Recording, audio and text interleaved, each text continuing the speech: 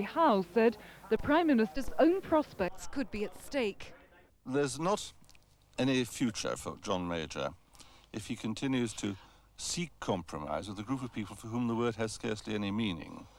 But a leading Euro doubter, Lord Parkinson, warned Mr Major he could not afford to ignore the rebels.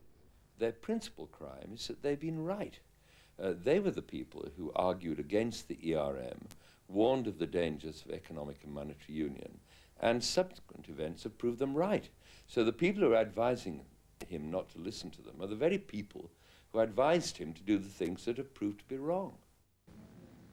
Rifts over Europe have caused unhappiness at the grassroots, and nowhere more than in the constituency of Rupert Allison, the only Tory not to support the Prime Minister in the vote of confidence yesterday. He could now be punished by losing the Tory whip, banishing him from the party. I felt deeply disappointed that he felt that he couldn't be there on that particular, for that particular vote, which to my mind was all important. Tomorrow's Observer claims to have new evidence of the mistrust Euro battles have bred even within the cabinet. The paper reports what it alleges is an unauthorised tape of comments intended by the Prime Minister to be off the record. Mr Major is reported to suggest he could not risk sacking 3 Eurosceptic cabinet colleagues for fear that they would spread poison from the backbenches. Tonight, Downing Street said it would not comment on private conversations, but the report is an indication of just how much work the Prime Minister has ahead of him to heal the breaches in his party. Emma Rudwin, BBC News.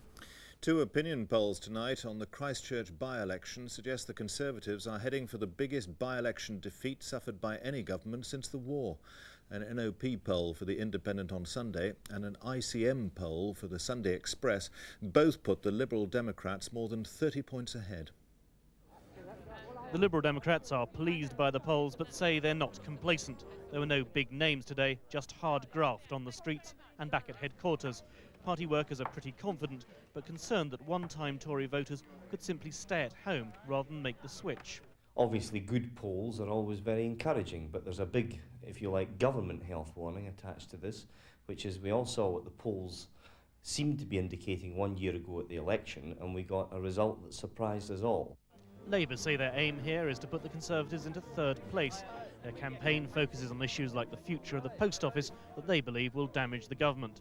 The candidate's minder seems happy enough with the way things are going. Obviously there's a temptation on many people to vote Liberal in order to give the government a bloody nose. We hope in fact that they'll see that the way to really bring about change is to vote Labour, and we'll be going after the 23% undecided with that in mind. The opinion pollsters talked to the voters of Christchurch before the government won its confidence vote. That might have reassured some people. The Conservative candidate concentrated